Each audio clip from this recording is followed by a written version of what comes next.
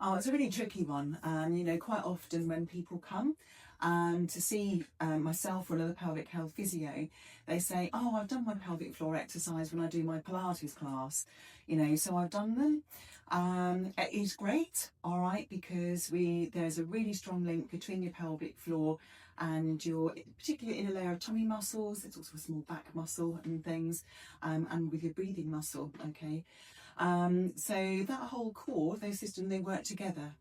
But actually, if you want to address something specific that's a pelvic floor dysfunction or something that's not working right or just uncomfortable, we need to work specifically with the pelvic floor muscles.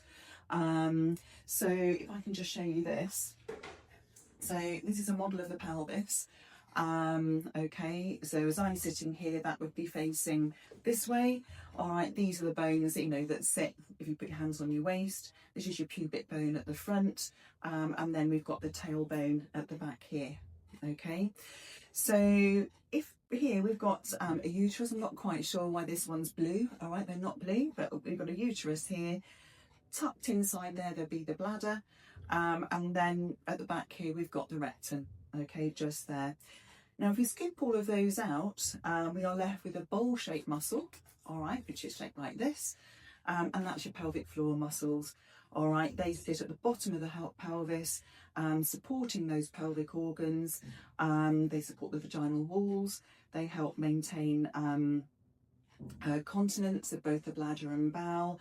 They help with sexual function, and they help support your back and your pelvis. Now, their core role, when they're working as part of your core, is that support for your back and your pelvis, all right, when they work all together.